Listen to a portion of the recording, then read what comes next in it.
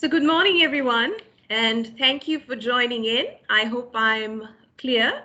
A bit of housekeeping. Would appreciate if everyone else keeps their mics on mute and cameras off as well to make sure that the streaming is clear. And I advise the speakers, our eminent panelists, to put on their cameras and speakers. No sooner a question is directed at you. So thank you all. Welcome once again. And welcome to the Online Shopping in Sri Lanka Forum webinar. An opportunity lies in the middle of difficulty.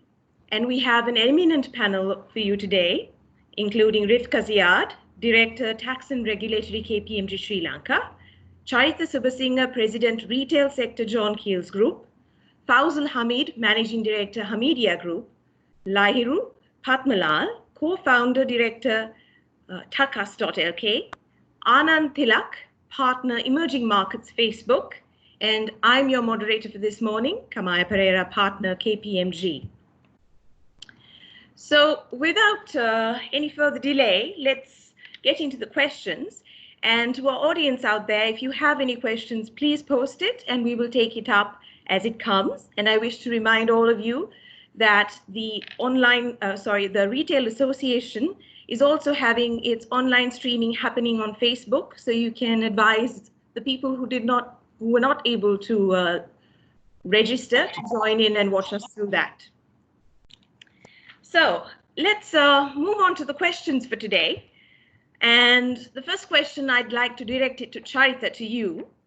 For the past 2 months, most of our consumers were in full or partial lockdown, and our focus was on essential goods, such as items, food items, and medicine. So do you envisage the consumer trends for the non-essential items? What do you think the trend would be for the next few months? And what will the mix of traditional versus online shopping be in the future? Kamaya, good morning, everyone. I think the last 7 to 8 weeks, I would call it a lifetime of change did happen in the retail business. If you look at in both aspects, both the retailer as well as the consumer. Retailers, predominantly it was an on-premise type of consumption where, when I mean on-premise, is where the consumer comes into the store, and that is how the retailer had been geared to. And delivery, if you let's take delivery rather than even taking online for that matter, delivery was very minimal. But all of a sudden, that change had to happen because there was a demand, consumers were asking for stuff, and we had to be resourceful in finding different ways of delivering to the consumer. So you could see that over the last six weeks or so, there are so many different options that have come up. Firstly, it might have been online situation, but people who, like us, for example, we had online platform for 17, 18 years, but it was very small. And I would say that it was a bit of an embarrassment in that context as well as online site. But we had to up what we had in terms of improving on the user experience part of it. Then people who did not have that online facility moved into different other platforms, use digital tools to be able to convert these orders and start delivering to the consumer.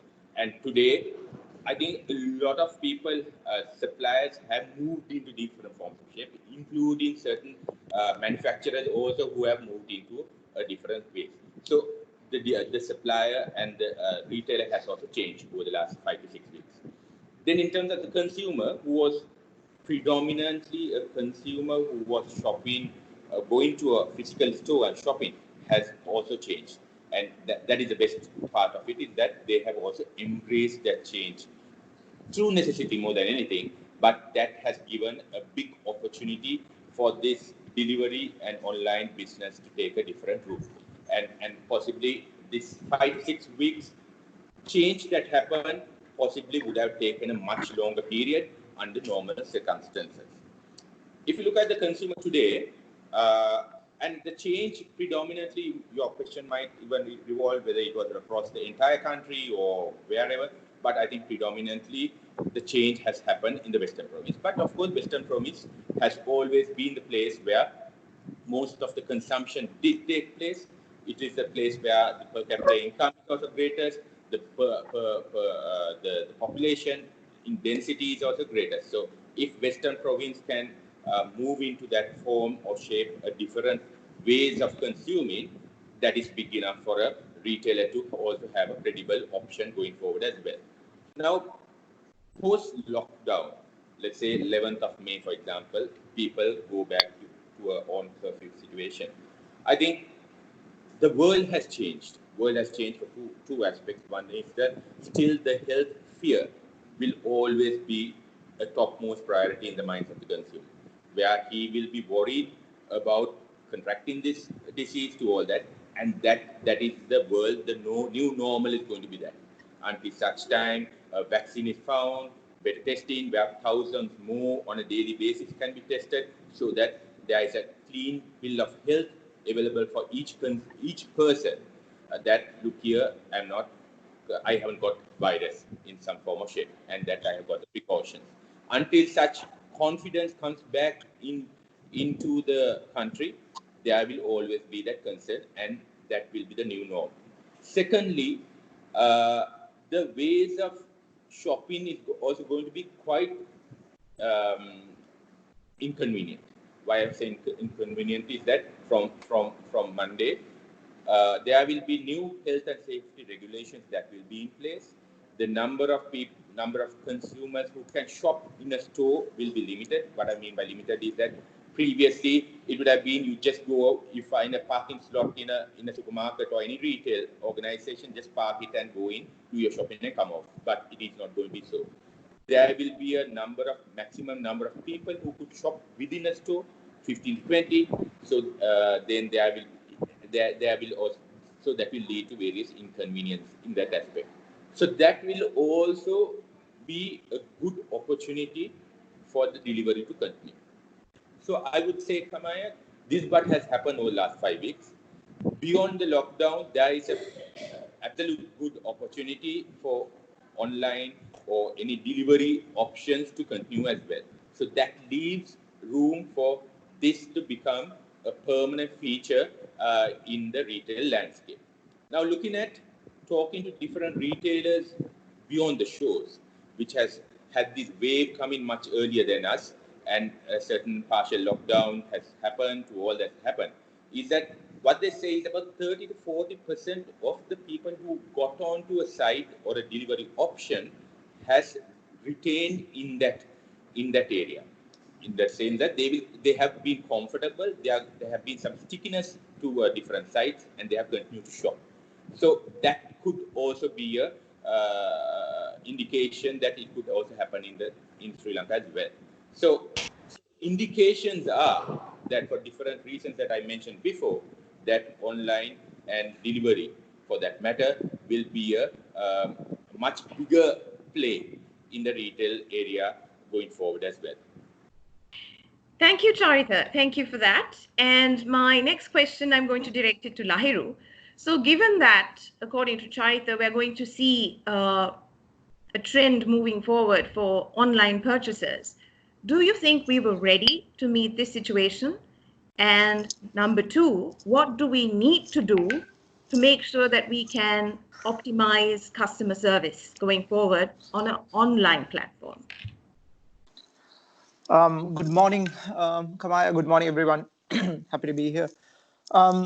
I guess in regards to whether we were ready or not, as the private sector or the country, I mean, the verdict is out, right? We were clearly not ready for e-commerce or any kind of meaningful e-commerce in one way or the other. Personal experience, obviously, with Takas being in the industry for 8 or 9 years, we were better prepared than most to pivot in terms of we went from selling electronics to selling dry rations pretty much overnight. And that versatility in terms of movement was primarily possible because of the technology and understanding processes and so on and so forth. In terms of moving forward, one of the key things, and I've been telling this even before pre-corona, is people have to have the right kind of mentality when looking at the future. you really can't be also penny wise, pound foolish. So the whole, when you talk about a digital experience is just not online. So if a company thinks our digital experience is a website, that's, you're setting yourself up for failure from day one. Because the consumer won't just buy online or just buy on a physical retail storefront. They will essentially use an omnichannel experience to kind of make a decision in terms of purchases. Now, whether what that basket of goods are. So this is not quite relevant to us. So let's say if I am in a space where there was physical as well as online, you really have to marry both of them together in a meaningful way. What that would mean is tracking those customers, tracking data, so you can give that customer a really optimum kind of experience moving forward. Now, in terms of, I don't also see any kind of real progress made in the last 6 weeks in terms of online selling. If somebody thinks that, I think that's a failure, primarily because you started off with such a low base, right? So if you start off with a base of less than, let's say, 100 deliveries, and you say you're at X amount, that's nothing, right? So we have to take stock of the fact that a lot needs to be done in terms of where it needs to go. And the reality is, Corona will be here for the next 18 to 24 months. Even by the best guesstimate, you're looking at a vaccine in 18 months. If a vaccine comes in 18 months, you can expect everybody to get vaccinated who can afford it in around 24 months. That's 2 years from now. So that's the thing. And the last thing which I want to add is, e-commerce is also as much about technology as much about processes. So what does that mean? I mean, one of the examples I can give was, post corona, I saw this video, I can't remember who did it, going about where a supermarket has got converted to a fulfillment center, and they were touting it as a huge achievement. But as you know, supermarkets are built for breadth, not depth of product. What that means is, when you walk into a supermarket, you will see maybe 20 chocolates behind this thing, right? So the process was completely flawed there.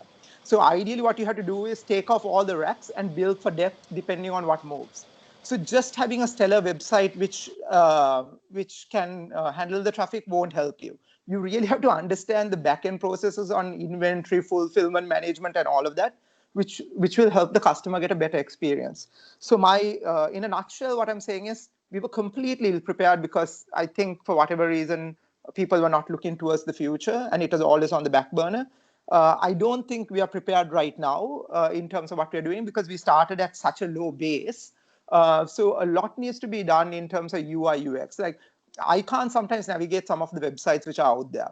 And the criticism can be leveled against us as well. We were doing, our average basket had 3 to 4 products, right, in electronics. So we geared the site for 3 to 4 products. Now we see 20 to 25 products, ideally, because 15 are vegetables and so on and so forth. So ourselves, we have a lot to do. So as an industry, I think there's a long way to go. And I think taking stock of where we are and what needs to be done has to happen now, and think of it from a holistic standpoint. Thank you. Thank you, Lahiru. Moving on to Hamid, to you. What do you think the trend for non-essential goods will be going forward in the medium and in the long term, and how will this trend and demand be fulfilled? Yes, good morning. Thank you, Kamaya. It's a good question. I think non-essential goods will struggle for some time unless you are well organized, unless you have a good product. It will be tough. So we too feel that we need to focus online, and we need to really get our back end organized well, and we need to prepare to the the handle the situation where with all the government rules and regulation we have to follow.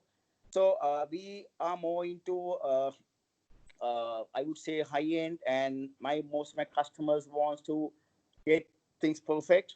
So we will struggle for some time, but then we are getting prepared to go door to door, handle them, measure them. So the non-essential goods overall, I think after food, then the hospitals, will do well, and I think clothing will be fourth or fifth in line.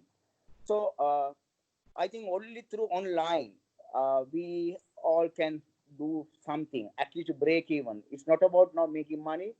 It's all about break even or bring it to win-win situation. So my recommendation is to uh, work online, get your team organized.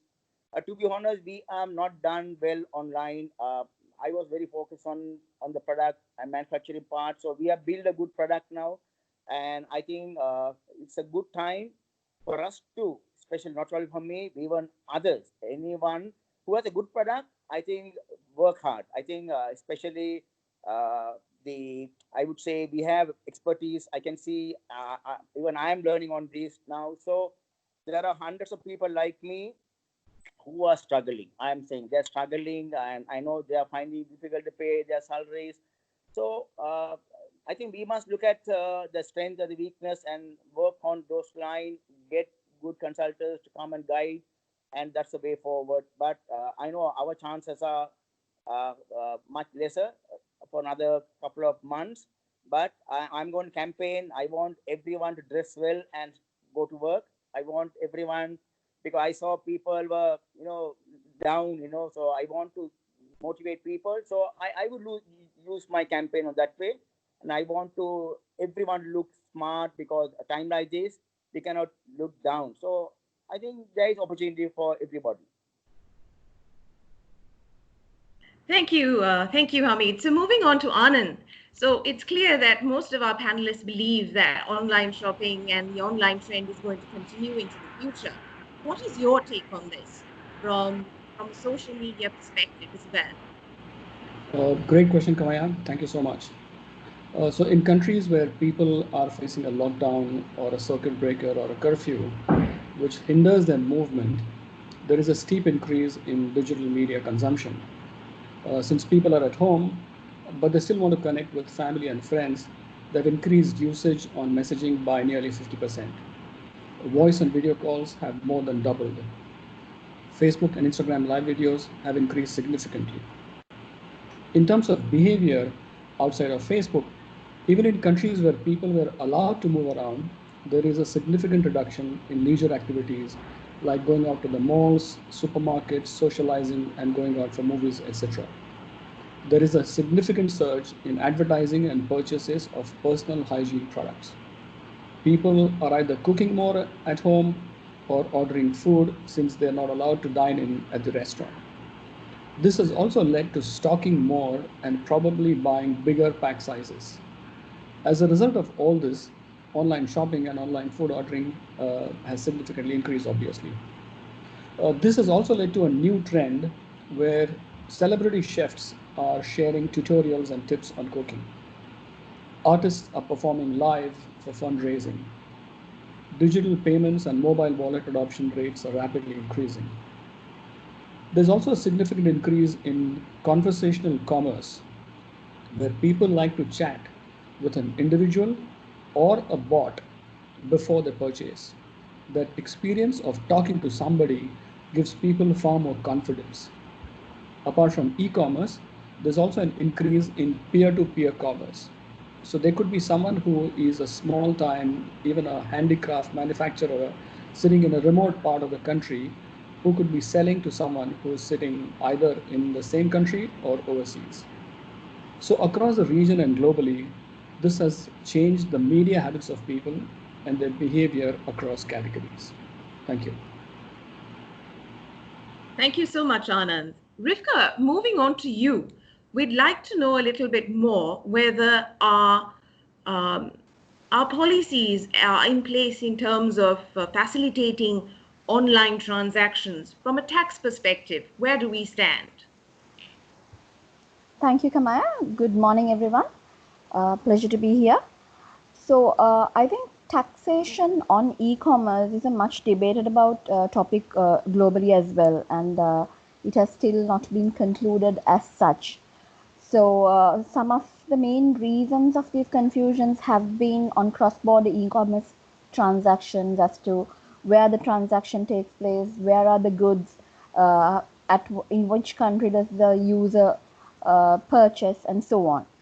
But some countries has resorted to their own legislations being introduced. So if you see our neighboring country India has extended their equalization levy recently from during the corona times as well, from 1st April, which was on online advertising, has been extended to non-resident e-commerce platforms, which is a 2% rate on their turnover. And if you see globally, about 19 countries have direct tax legislations being made on these non-resident or foreign e-commerce platforms.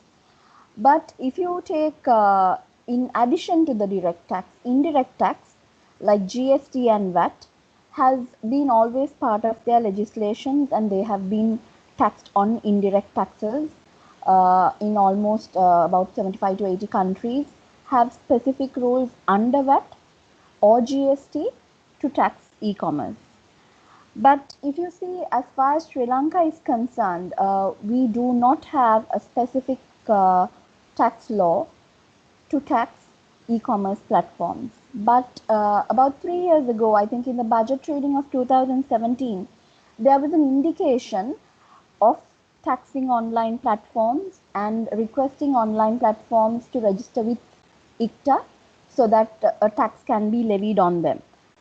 Now, the issue, I think one of the key things that we need to look at a time we are trying to build up our domestic e-commerce platforms is the fact that a resident company or a resident e-commerce platform provider will be getting taxed on as per the domestic rules as a resident tax personality. So we need to see how to create a level playing field in order to ensure that we encourage our local e-commerce platforms. So I think there is a need for a policy in relation to maybe incentives to be granted, ensure we encourage them to invest, because there is two parties that we need to look at here. The IT platform providers, IT services are exempt currently for income tax and VAT purposes, but maybe we need to have a policy to encourage businesses in adapting or in embracing these digital platforms. So maybe I think that is where we need to look at to create a level playing field for the domestic e-commerce market. I think that's where I think we need to focus right now. Thank you, Rivka.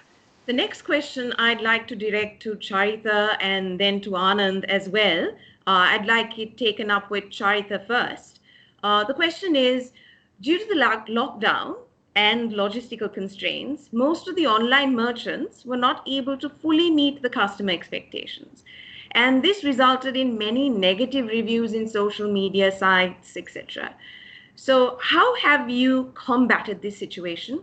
And do you think this will have a long-term impact on customer loyalty going forward? Charita, I'd like this question taken up by you first, followed by Anand. Thank you.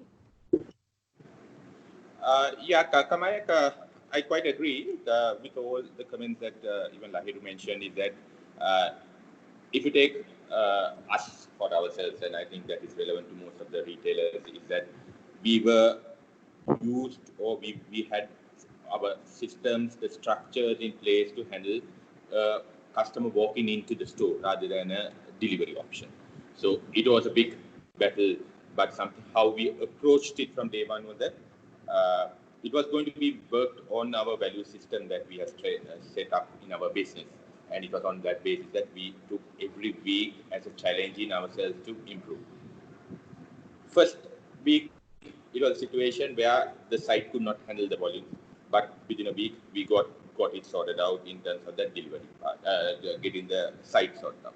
Then came the delivery. I agree with Lahiru that it's a case of that if that the total experience has to be there. It's not only the UI UX. Having that brilliant platform alone is not a very credible delivery option.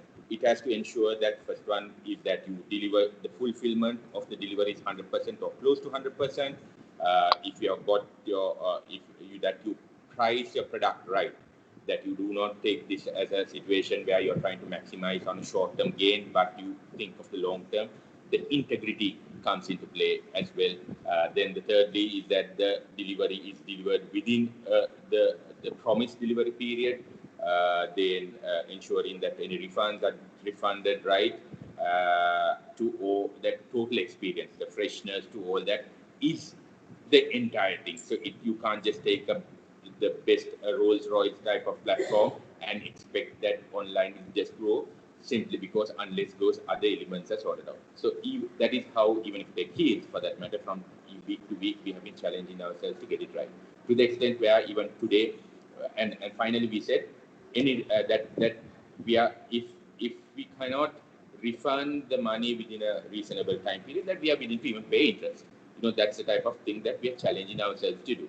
So that was the case across most of the retailers, that initially everyone walked into an unknown, and most of the businesses moved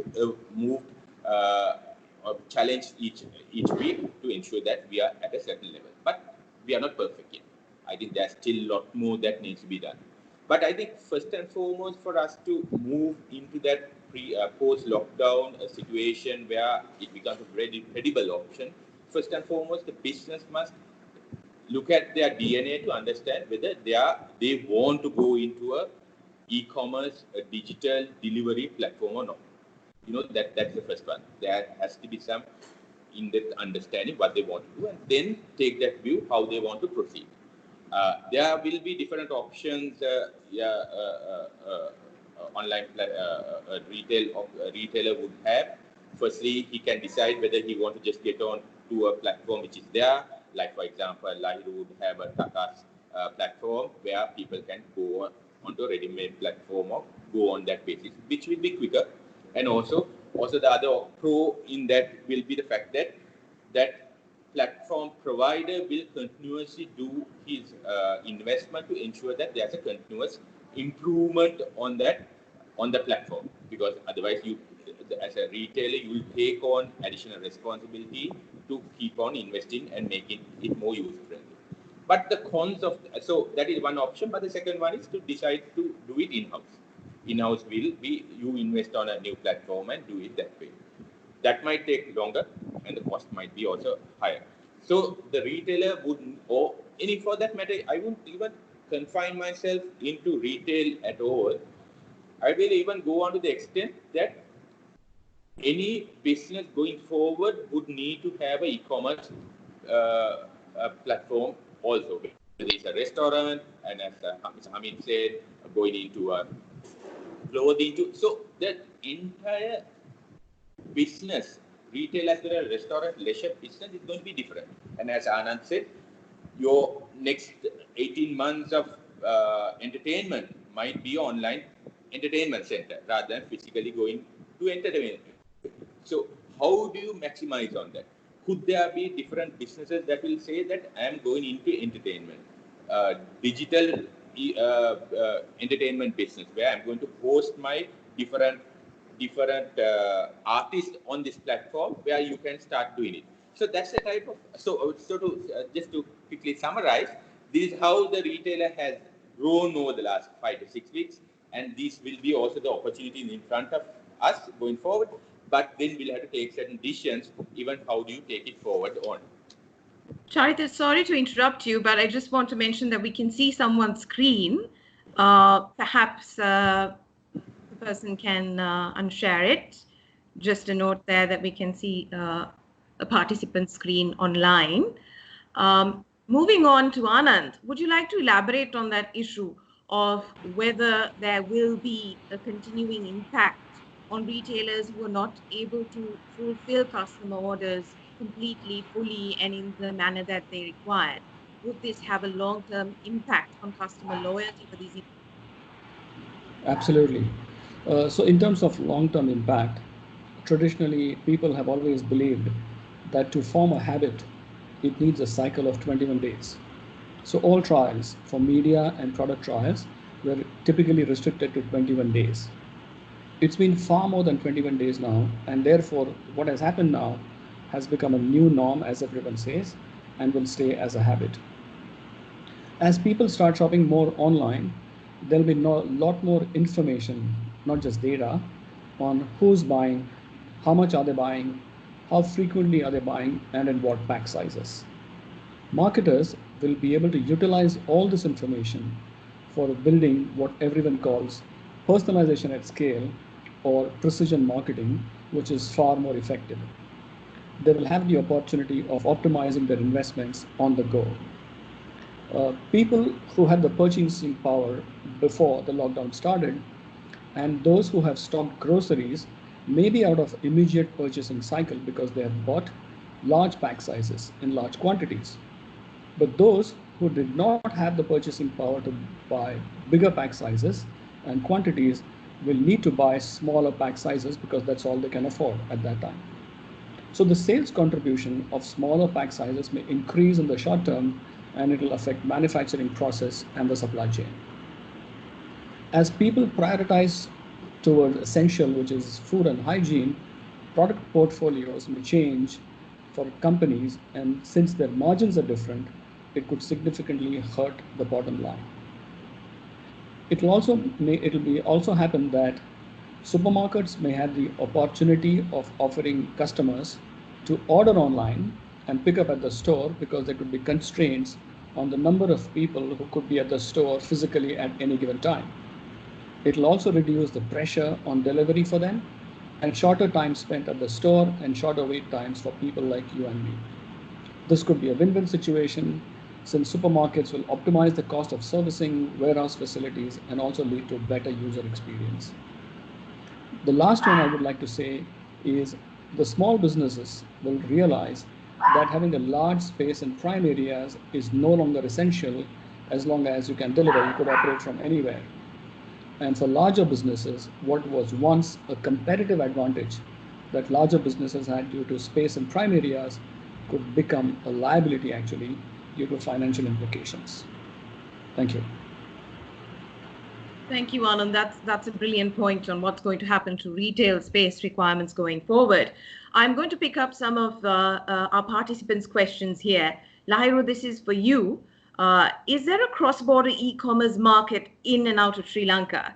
And there's a second question for you as to why Takas did not have fruits and vegetables available yesterday. And whether you will start it again. Yeah, I'll start with the last part first and then move forward. So the reason we didn't have vegetables yesterday and today is primarily because our supplier is offline for Vesak. And actually the supply has been super great. One of the reasons we could have worked with them was, again, the mindset, right? I mean, this is our supplier was somebody who was providing Satos, I believe, or one of these. And then he realized it very, very early on. I mean, before even, and, he went from packets, where you had like a pre-order 12 things to individually supplying vegetables and so on and so forth. Very customer-centric in terms of freshness, super easy to work with. And this is one of the reasons I keep going back. It has to be mindset. Like any person who feels like, this is the future, this is the mindset change which is required, you can accomplish that in a very short amount of time. So thanks for the question. We'll have veg and fruits available from tomorrow onwards for purchases. Sorry, your first question was, would you mind repeating that, Kamaya? Sure. Again, it's a question coming from participants. The question was whether there is a cross-border e-commerce market in and out of Sri Lanka. Yeah. So thanks for that question as well. There is certainly cross-border e-commerce in Sri Lanka. And, even pre-2012, there were purchases happening, exports going outside Sri Lanka in terms of especially tea, spices and so on and so forth, like cinnamon and semi-precious and precious stones. So we knew this very early on. I can remember having a conversation with the country manager of eBay who visited Sri Lanka because they had one or two suppliers who used to sell in vast quantities, especially to India and the neighboring region. In terms of opportunity itself, and there'll be also, I believe, in companies like Kapruka, Takas, there'll be loved ones buying products for their, for people who live in Sri Lanka, especially from the US, UK, Australia. Um, Europe, I feel, have some presence as well. But in terms of an opportunity for us to take these products from Sri Lanka to the outside world, there's a huge opportunity. And again, I want to reiterate the fact that as good as it is to sometimes develop your own systems and so on and so forth, Chate mentioned, it's sometimes an expensive process. There are lots of processors, lots of platforms which you can ride on. I know AliExpress essentially has a country head or GM here, which is separate from Daraz, which is owned by Alibaba, where you can put your products online for sale. So in terms of taking, so then it becomes essentially, eventually what will have to happen is the government has to then think of, how we can leverage on this. Now, whether it's a free port, how we can essentially even cater to the Indian market. So it's happening, not at the volumes where it should. So, but there's a huge opportunity. For instance, I believe it's easier to move, let's say, a product from, let's say, south of Sri Lanka to south of India. It's faster than something coming from north of India to south of India. And we have 180 to 200 flights pre-corona a week, which used to fly to India.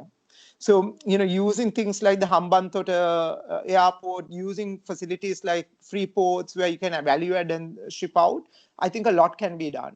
So that's essentially it. Thank you so much. Next question is to Hamid, to you, again coming from the audience here. The approach to selling groceries and essentials should be different to that of electronics or other items purchased in single units. That's why most of the companies that got online failed. Selling 500 grams of carrots is different from selling a TV. There is a lot of back-end work that needs to be done at a much faster pace. Would you like to add on to that, Mr. Hamid? No, I think I'm moving to non-essential products. I think for me, I think someone can answer that question be much better. Can I come in here? Yes, yeah, please, Lairu. Thanks. So essentially, in regards to, to be honest, if you don't have process flow, you are in real trouble. So how usually essentially things happen is either you have to have incredible supply security. So that means you have it essentially in the back of, let's say there's a warehouse behind me. So when an order comes, you can just fulfill it and then send it. But in most e-commerce operations, what you would have is multiple warehousing. So, you would have your technology arm in one area. You might have few warehouses fulfilling, let's say, vegetables or fruits from different areas. And the primary thing here is not only taking the order, making sure you match that order and then ship it out in a meaningful time frame. Now, in terms of, there's two parts to this. That's the just-in-time kind of deliveries which are happening.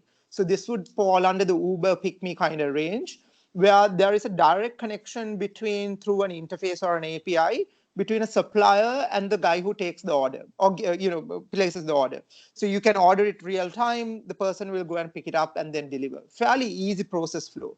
Where it gets kind of complicated is, let's say now in Takas, we will have fruits, vegetables, fish, some dry rations, right? And all of that will fall under one basket.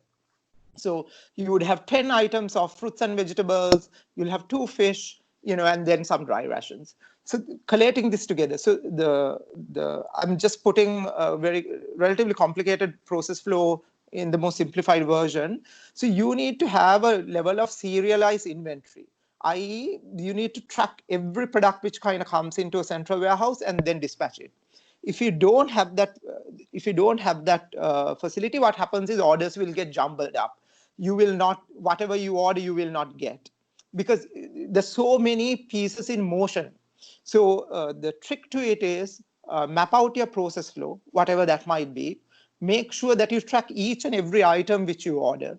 And then the customer will have a relatively good experience, and you won't have wastage. But even with stringent process flows and so on and so forth, there is always chance for human error. In terms of vegetables and fruits, they can go off if you don't do it in a timely kind of manner and so on and so forth. So those are some of the risks involved as well. Thank you. Thank you, Lahiru. And we also believe that there needs to be a lot of back-end reprocessing, remodeling that needs to take place, not just merely having your online platform to make it online retail. So there are three things that we think need to be considered. One is dynamic route optimization, automatic replenishment being the second, and of course, looking at cybersecurity. So on that note, this forum is to make sure that we can support our online retailers going forward. So in that, we have a slight demo prepared for a back-end tool that online retailers can use. And our senior manager from KPMG, Thisara, is ready to take you through that demo. We'll quickly take you through that demo and come back to our panelist questions. Over to you, Thisara.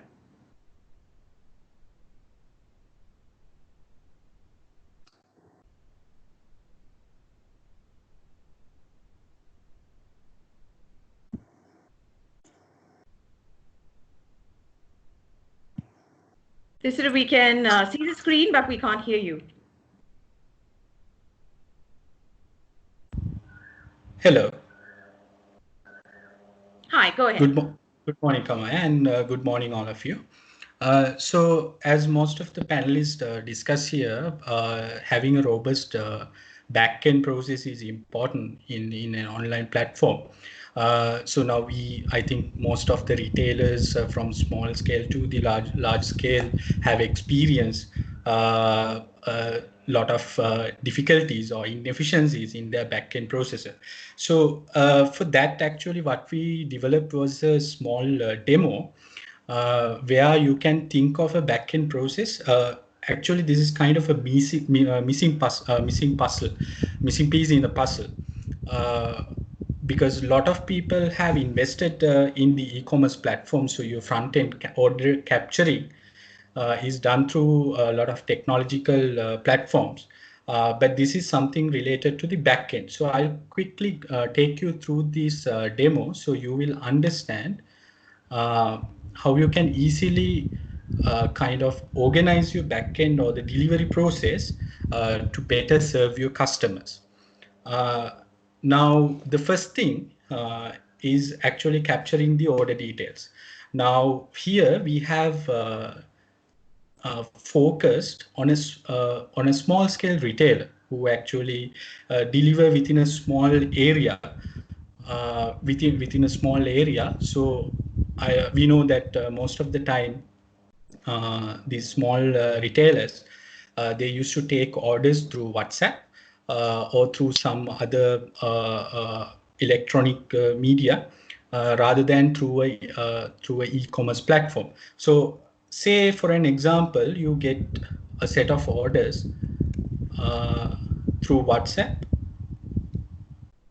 A simple example like this, you will get the location and especially probably the customer's location via a map link or the current location sharing through WhatsApp. So once you get that, now this is the most important part, to have the correct data. Have the quality, maintain the quality of data. So if you are having an e-commerce platform, yes, of course, there is no problem with that.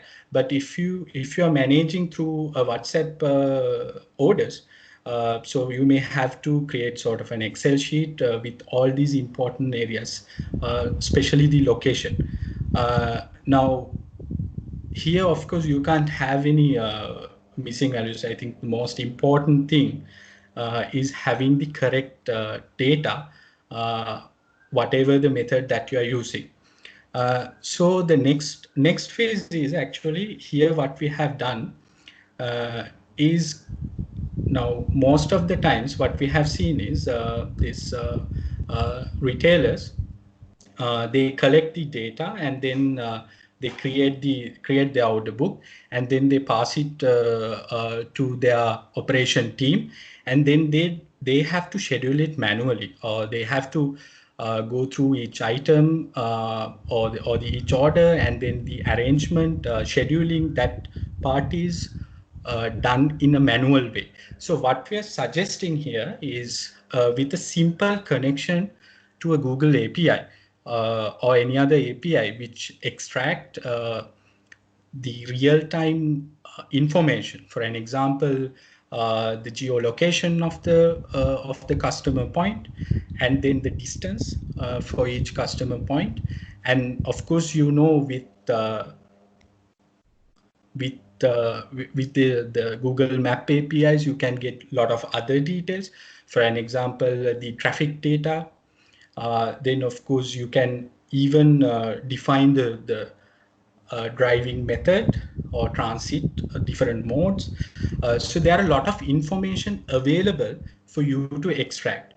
Rather than doing this with a manual operation team, this is a simple step of connecting to a third-party API and extracting the data that already have. So this is a simple example of how you can. Now, for an example, I uploaded 50 orders, 50 sample orders for this demo purpose. And for those 50, now this connect to the Google API and create a distance matrix from each point to point. So this you can easily do it. So easily extract these details, and these are real-time data. So at the same time you extract the distance from point to point, you can extract the travel time as well. So this is the next steps. Now, first you have to get the orders right. You have to get your data right. And then the second one is utilize the technology to extract the real-time information that will give you a proper visibility. Now, the third one, what we suggest is to use a simple algorithm. Now, you know, the data analytics is there, the machine learning algorithms are there. So these are already available technologies and algorithms. So you can easily, now once you have the data right, you can easily utilize these things to generate an automatic route. We call it a dynamic route. Now you can have different setup for this. Now, for an example, in here, what we have identified is, say, you have to deliver from your DC to 50 different demand locations or customer points. Now, how you find the shortest path? Now, shortest path, you have the data from the Google API, the real-time data, and then you use that to generate the shortest path.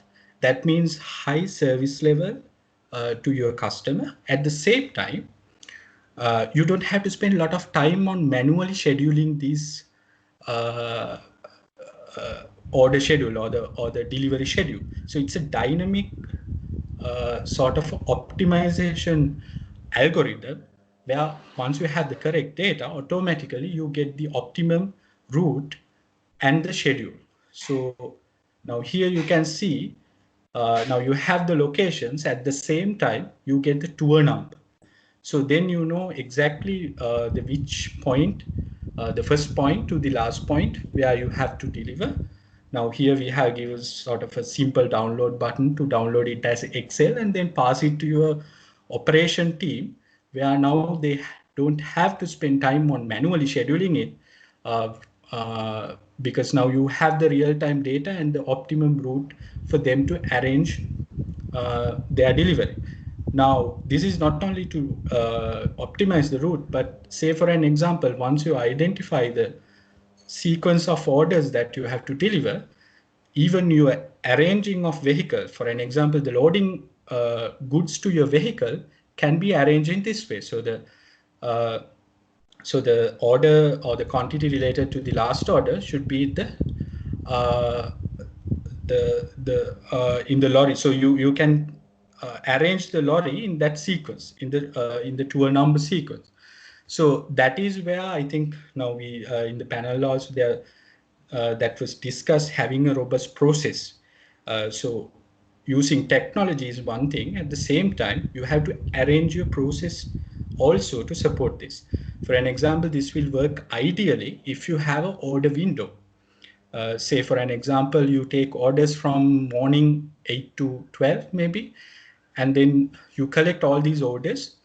Now then you generate all the information, and then you generate the dynamic route or the optimum route that you have to deliver. So there are process related things also you have to link into this. to make it sort of a very efficient back-end process. And then finally, once you have the plan ready, once you load the vehicle, and then it's the delivery part. Of course, you know, the GPS locations, having real-time monitoring is readily available. I mean, those technologies are already available. What you can easily do is, now you have the schedule, make sure that you monitor this schedule throughout the trip. Now we have generated this for a single, thinking of a single shop owner who deliver within a very small geographical area. But at the same time, there could be add-on to this. Now, for an example, if he has multiple delivery point or distribution centers, so there will be multiple supply point and multiple demand points. At the same Thank you, time, Tisera. yes. So thank you so much. We'd like you to stay online so that you can handle any questions that come from the audience.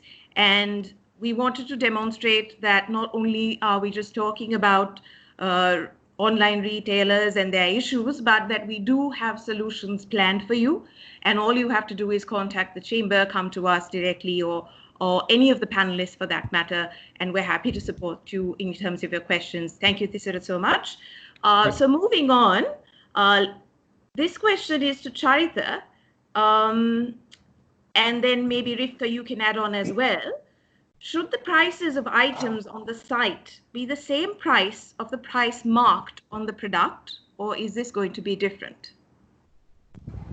I mean, you can't, according to Sri Lankan government regulations, the Consumer Affairs Authority, whether it's online or otherwise, any product has to be sold at the price marked figure. It is illegal, so you can't. So that is the case, and if somebody did sell, it is illegal.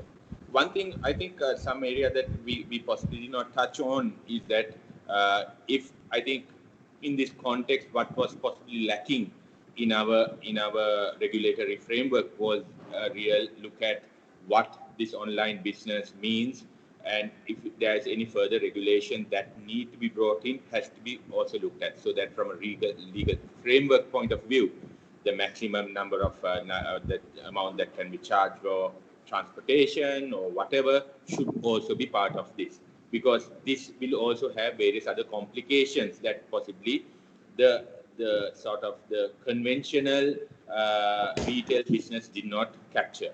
So that is something that is important as well. So you cannot sell anything beyond. Another area that I think is also relevant in this business is going to be big data.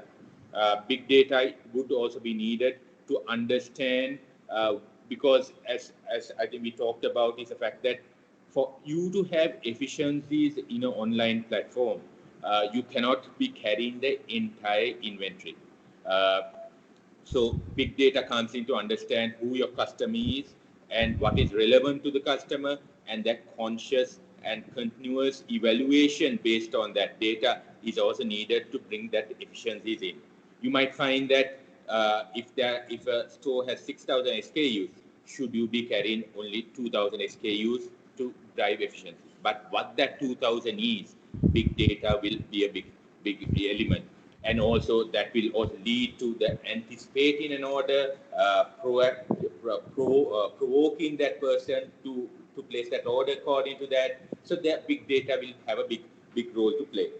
And also, although we say that online business will also take away from, I think one there was a comment that that it will take away from the conventional retailers business as well. I think there is an advantage for a conventional retailer to move into online side, simply because he has got that infrastructure in place, the inventory in place, and then the natural movement into an omni-channel business also, there's an advantage as well.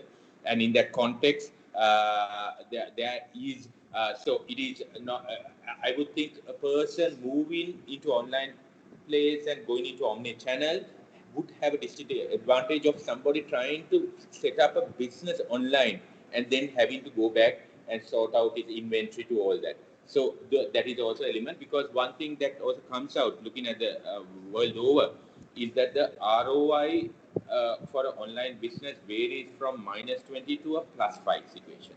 -20 is coming from the fact that if you need to invest purely on an online site, the ROI could be very much lesser, while a person who is using these facilities and sharing the facilities amongst the brick and mortar would have advantage as well.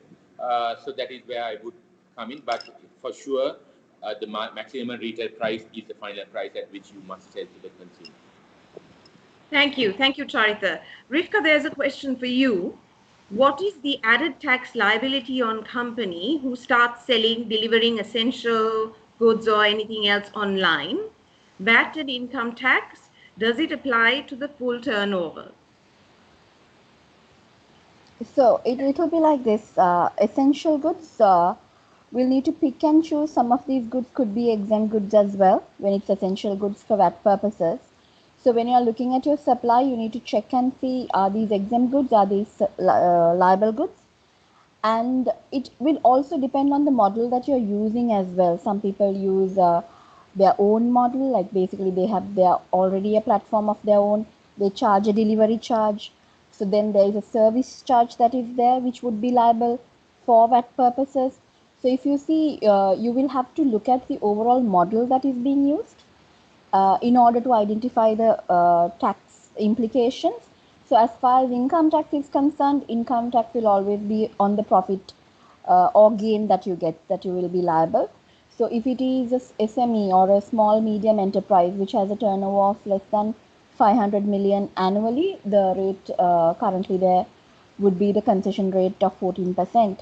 And if for VAT purposes is where the tricky part comes in, because some part of it can be exempt goods and liable goods. So you charge your VAT on your liable supplies, so that you need to identify those supplies and charge your VAT. And if there is a delivery or a service component, that also could be liable to VAT. But again, we need to relook at the model, what is being used, in order to identify your liability specifically for VAT purposes. Thank you, Rivka, for that explanation and clarifications provided. Mr. Hussain, next question is for you.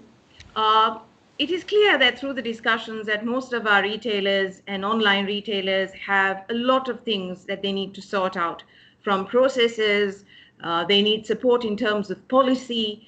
So what needs to be done as a next step?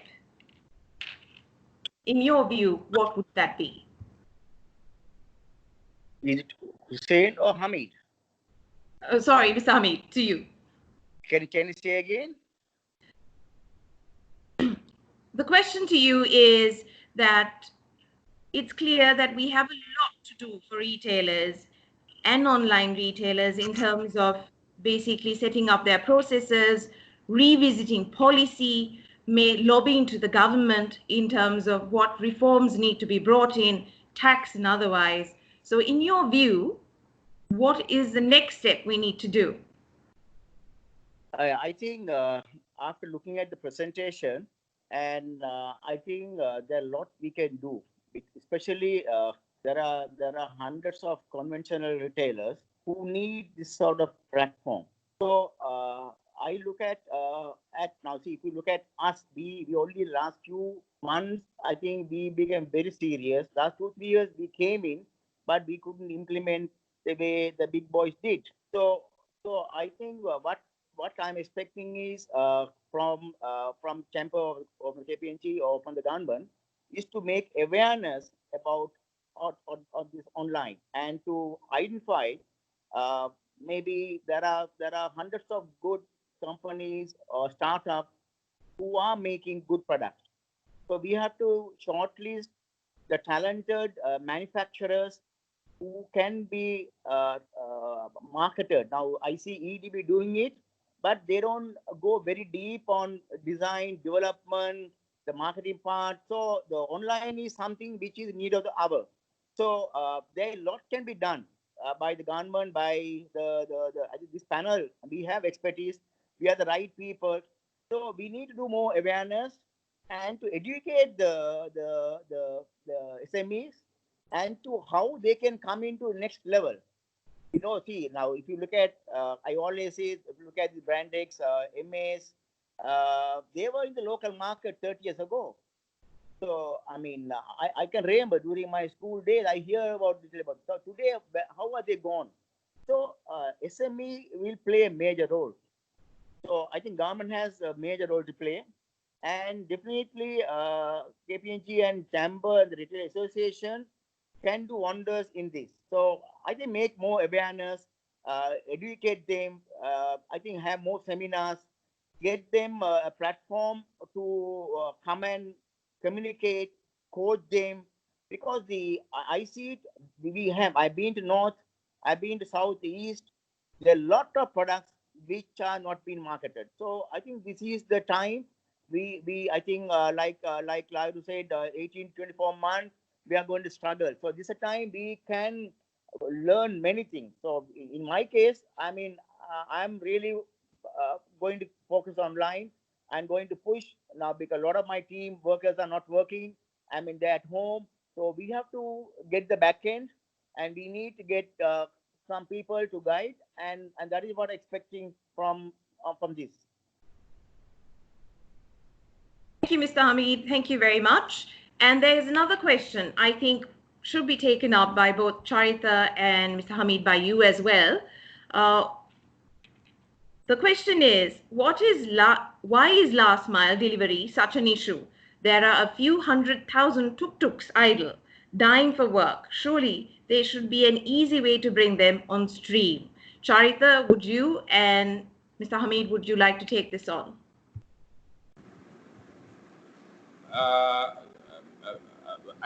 It is not an issue at all, because now that is how we were able to scale up quite quickly. We have about close to about 1,000 tuk-tuk delivery partners at the moment. So it is not a problem at all. It is just that I think what is important, going back to the presentation the gentleman made, is there has to be a structured way to manage it. I think that is no fault of the tuk-tuk driver, but it's the retailer or the service provider who will have to have a structured way, a platform to ensure that they have set up the guidelines, set up the parameters, and so that finally the consumer gets according to timeline. So there's no problem in arriving at getting the thing going, but it's just that overall the holistic view on how we manage it is the only thing that needs to be handled. Thank you. Hamid, would you like to add to that? How are you utilizing the tuk-tuks that are around? Actually, we have been using our own transport. Plus, we have been using other ways of doing. We are not going to tuk-tuk. Definitely, I think we are looking at this option because we found a lot of tuk-tuk guys are not occupied. And in fact, I had chat with somebody recently on that, because we had identified a trusted few guys who can do this service for us, or it can be for anybody. So I think it's a extra mileage for them, and for us also, because we cannot have our own delivery because it's not easy. We are not in that background. So with your presentation, which showed, I think we can link if we are doing it. If not, definitely we will have to outsource. I think that is the best way to do. Thank you so much. And Anand, the question is to you. Given COVID-19, its implications, and probably not being resolved till at least 2022 until a vaccine comes up, what can Facebook and your social media do to help? So there's a lot of ways in which we are working currently with governments all over the world. So we are supporting the global public health community's work to keep people safe and informed during this crisis. We also want to be sure that people have accurate information and they have the exact information which is right. And we are also working to address the long-term impacts by supporting industries in the need to making it easier for people to find and offer help in communities, because communities is something that it's our strength, and we strongly believe in the help of communities. Thank you, Anand. I am conscious of time, but I'll take on a few questions because there are so many coming in, and I hope the panel and the audience will bear with it. We're trying to answer your queries. Charita, I think the next question is again for you. How ready are our banks, payment gateways to facilitate an increase in online transactions? There seem to be a lot of issues of payments not going through, refunds getting stuck, etc. Would you be able to answer that? Yeah. Online getting payment gateways is not a problem. It is not a problem. So even our online site had the payment gateway. I'm sure this is also coming from while it is coming to me. Also, it's possibly because there were some refunds that had to be done to all that. So those are the, and when the volumes are also going up, how do you cater to that? Is the process improvements that are needed? But in terms of the all banks, all major banks are able to provide a payment gateway, and but it's just that the volumes keep going on, and how do you maximize? There are certain efficiencies that you have to bring in that in the APIs to all that. That is the only element. But payment gateways can continue. But one thing that also we should also keep in for this type of delivery to work is that cash on delivery becomes a requirement as well. And what we are seeing in India to all these countries, where it really picked up when you had an option of a cash on delivery, so that the consumer looks at it and accept the goods and then make the cash, because there will always be some kind of suspicion to give your card for an unknown order that you don't know whether you'll be satisfied with, to all that. So the cash on delivery also would be an important thing.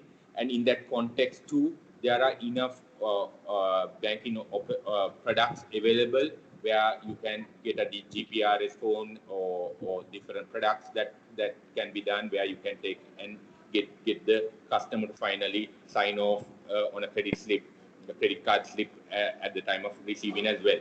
So I would think cash on delivery is something that a consumer will be more confident in going to, more than the payment gateway option as well. So there will be the different tools that financial tools that will have to consumer that will have evolved into in that context. Thanks, Charita. I think that answers one of Hey, the questions of whether Kamaya, may I just come in here a little bit? Sure. Please go ahead.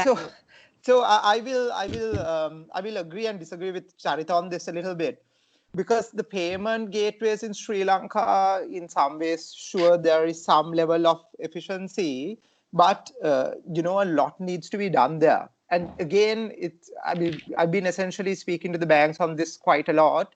Some banks are better than most, but the reality is it's also on the back burner for banks, right? So internet payment gateways usually will have a team of 2 on the basement. That used to be the case primarily, but I think that will change. In Sri Lanka, the credit card penetration is very low, right? So we have, I think, 1.1 or 1.2 million credit cards which has been issued, and most, I think, active credit card would be under 1 million, because most people will have, let's say, if you're an HSBC customer, you will have an Amex, you will have whatever and whatnot.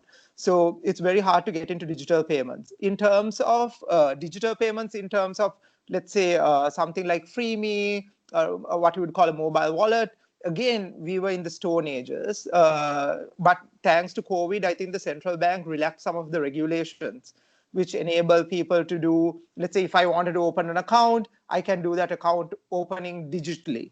I mean, pre-COVID, this was not a possibility. People had to really take a pen and sign off on a piece of paper, which doesn't really happen in the 21st century, right? So for whatever reason, business as usual was okay. So in terms of digital payments, I think we are not where we should be. And in terms of our data set, at least, we know, because the payment gateway solution is so cumbersome to the consumer, there are drop-offs.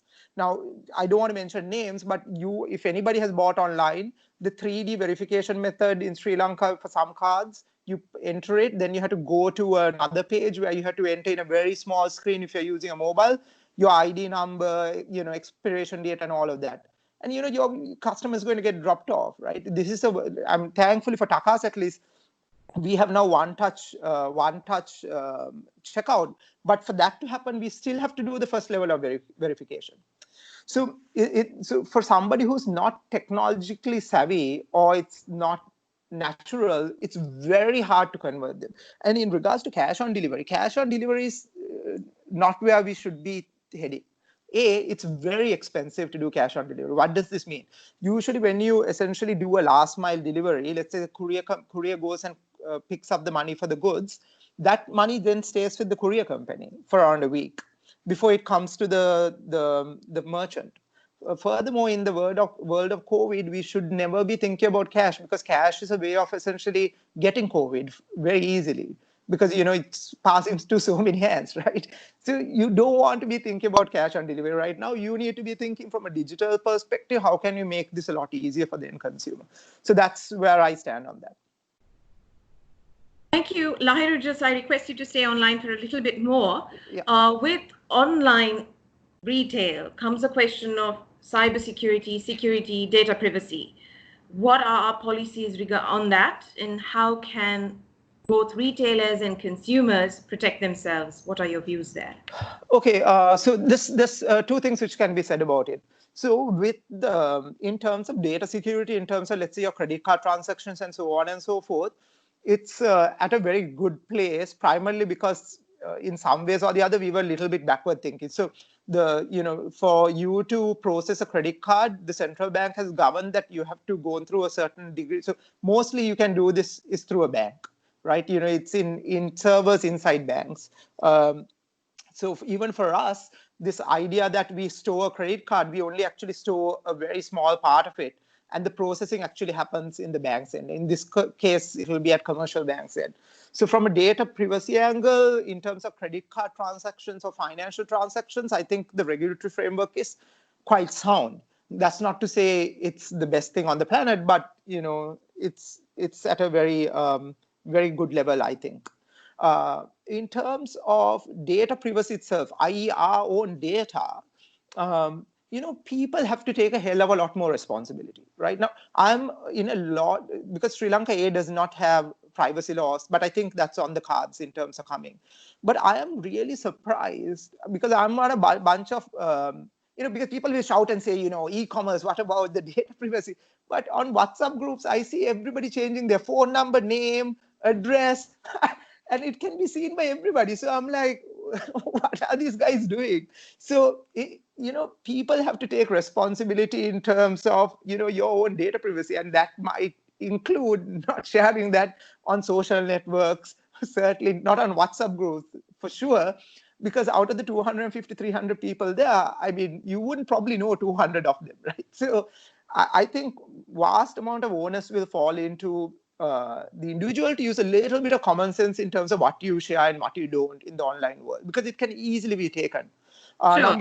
In terms of digital payments, sorry to interrupt. Sorry. In the interest of time, there's another question for you. Yeah. While credit card penetration is low, debit card penetration is very high. MPOS, except both. Why is the issue of MPOS still not widely used? Yeah, simple answer to that is, while the debit card penetration is really high, banks are reluctant to make debit cards. There are certain banks, some of them are state banks, which has very high debit card penetration, but they haven't made it online. They haven't switched on the online switch on that. The reason for that is, in most countries, mature markets, whether you had fraud in a debit card or a credit card, usually the policy is, without asking a question, the bank will kind of cover that cost for you. Right? In Sri Lanka, it's the other way around. Even if you have a credit card transaction which is fraudulent, you become essentially the main suspect. And then you have to prove to the bank that you are not the one who conducted that. So the reason banks are aversive to it is their thinking. They don't want to have debit card transactional fraud online or otherwise, which they have to cover for. So the simple thing they have done is saying, you know what, you guys can't use your debit cards. So that's one of the main reasons. Thank you, Lahiru. Tisra, I hope you're still online. There's a question for you. They're asking is if the tool presented is online or if it's still in a test stage. Now, this one we have developed for a demo purpose, but we are working on publishing this online. So soon it will be published online, so you can use it as an application. Thank you, Tisera. Okay, so in the interest of time, I think we've come a few minutes overboard, but I'd like our panelists today to give their last round of thoughts on what really needs to be done in a COVID, post-COVID situation where we might have to go through this at least up until 2022. So what do we really do, and what is your last piece of advice to all those who have taken their time to join us today? What would be the key things you would request them to do to ensure business is successful and that we're healthy and safe as well? Shall I start with Charitha, with you, please? I think there will be a lot of unknowns that are going to evolve over the next few months in terms of the consumer sentiments, especially because it is not going to be easy times at all. Uh, uh, one thing is the health concerns, then the economic concerns. Their income levels will be lower. There is going to be a lot of tension in their minds as well. So as a retailer, my thinking is that for us to be even to find opportunities in these depressed conditions, that you will have to be in touch with the consumer, understanding the consumer sentiments, and changing and being agile and flexible in your business proposition to cater to the consumer demands is going to be the absolute key. I would say that be in touch with the consumer, understand how his movements are, and then providing them the necessary product accordingly will be the absolute key. And there's no other way. Thank you, Charitha. I'll move on to Anand. What are your last thoughts? I would say economic development and education is a big priority for us. We work closely with ICT Ministry and relevant departments to help businesses online. We also have worked with a large number of businesses globally and have a great understanding of how businesses can utilize online to scale their business. We can share these learnings with ICT Ministry, Chamber of Commerce to develop the economy. And I just want to feel that we are all in it together. We are not alone in this, and together we can make a big difference. Thank you, Anand. Mr. Hamid, what would you like to say to our listeners today? I would say for me, first and foremost, I think the health part of every worker, everyone is important. We have to see that they are protected, they are looked after, they should be guided. And number two, we have to maintain quality in every area, every corner. No, we cannot just do sake of being, because this is what the locally a lot of people they do sake of being. They think that having a nice advertisement, nice packaging is everything. No, we should know whatever we do. So focus on quality in every segment. I'm talking. Then we should also look at giving value for money, because people are going to cut corners. We cannot bluff. We have to see that the consumer get the right product. So I think these things will definitely going to help everyone if we can focus on that. And the last one is the service. The service is very important. We cannot just do sake of doing. So take all the precautions and to think and write down what you want to do and guide your team and motivate them, because I found last almost now 2 months, most of the workers don't feel like they are being got into lethargic mood. Motivate them and give them a task and give them all the support. I think that will be the best. Thank you, Mr. Hamid. Rivka, what would you like to add? Right. Thanks, Kamai. I think one of the key things from a consumer perspective as well, I think, is to register some of these online e-commerce platforms. I see a lot of questions in relation to that as well. So I think mainly for all of this to happen, to bring in proper rules, proper tax laws, regulations, I think we need a uniform voice. If you see whatever that was discussed here, there are platform providers here. There's also people who are willing to has the product, wants to sell it online. So I think we need some party to play this facilitation role as well. And it could be the Chamber of Commerce, the Sri Lanka Retailers Association, but it needs to happen. And I think we need to come together, help out most of these businesses. It could be small time, it just could be the lack of knowledge. So we need to help them out, bring them on board. And I think initial stages we may be looking at doing e-commerce locally right now to try to get all these goods to the people who need it at, at present. But then I think a long-term perspective would be whether we can take it out of cross-border as well.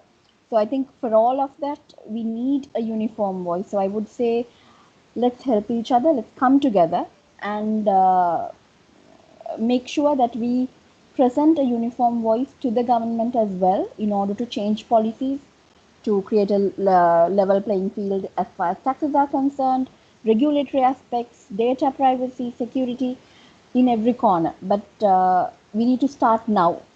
And right now, if we don't start, again, we are going to lose that opportunity. Thank you, Kamaya. Kamaya, you're on mute. Oh, so sorry. There's one last question, Rivka. I thought in the interest of those who are asking, we should address this. Are online websites charging service charge of 10% of the bill value? Is that legal? If you're providing any other additional service, you could charge. There is, as far as I know, there is no regulatory limitation on it.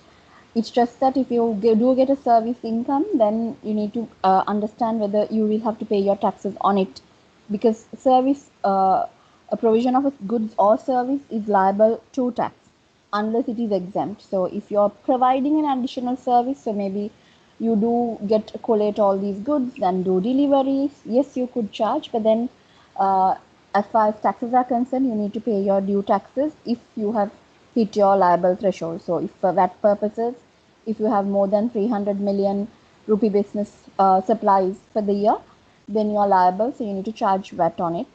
So if you're providing an additional service, you could charge. I don't think there's any other, I'm not too sure if there are any regulatory other aspects, but as far as tax is concerned, as long as you're paying tax, if it is not exempt, if you're paying tax, then I don't see any issue. Thank you, Rivka. Thank you so much for that. And lastly, Rahiru, what would you like to add to our audience today? Thanks for organizing this, and thanks to all the panelists and everybody who hung around. But essentially, I mean, the takeaway here is this, right? We have to be thinking as retailers or as a country or companies digitally in the 21st century. I think Rajan Anandan, who is a Sri Lankan but headed Google in India, said the top 5 offline retailers 6 to 10 years ago in India are non-existent anymore. So in Sri Lanka, I think there is some level of lethargy because nobody does anything new, right? So you can kind of coexist. Nobody really wants to go digital. So your nearest competitor doesn't want to do it. So, you're batting on. But the reality is the moment somebody like that comes into the market or something like this, like COVID happens, essentially, we'll be at a, we'll be unprepared. So please think digitally. Number 2, I think, is it's the idea of collaboration. And I think this was sounded off by lots of the panelists. People need to know where their strengths and weaknesses. Lahiru, you are on mute, I think by accident. Oh, so sorry. Yeah. So number 2 is we need to be collaborating. Takas is a technology company which does front-end and back-end development work. We need to collaborate with people in order to get to the point where we want to. So that means in terms of supply side, as Mr. Hamid said, working with, all these people who are essentially bringing product into the market. And the third thing is, I think we need to have, in this day and age, flexible ideas of our jobs and how we go about doing it. I think this call is one of them as well. So from a structural standpoint, we really need to rethink and our organizations how we are going to deliver to the end consumer and so on and so forth. So those are my 3 points. So essentially embrace technology, collaborate, and rethink all the processes which we've been used to doing so we can move forward. Thank you, Lairu. So summing up, looks like we as retailers, those in the business, might need a voice to support them in terms of getting their policies lobbied, amendments made to security, data privacy, addressing all those issues, the tax laws as well. And in addition, we need to rethink our internal processes as well. As everyone mentioned, it's not just about getting an online platform and then taking on orders, but your backend, your supply chain, your internal processes need to revamp as well. And should you have any further questions, please do present it to the chamber. The chamber has done an amazing job in trying to educate everyone and keep them on pace in these difficult times of this new norm of COVID-19. So we will try and address some of the questions that we did not take up today, and we'll come back to you. Tisra, there's one last question, whether you're in a position to share the link with the participants today. Yes, we'll be able to share the demo. Right. So while we will furnish you with all the information that we can, we thank you very much for joining in and for staying an extra few minutes with us. We hope that you found it interesting and informative, and do keep in touch. We're happy to take these conversations forward. Thank you very much for joining, and have a pleasant day. Thank you, panelists, for doing an amazing job. Thank you so much. Thank you, Kamaya. Thank you, everyone. Thank you, Kamaya. Thank you, everyone. Thank you, Kamaya. Thank you, Kamaya.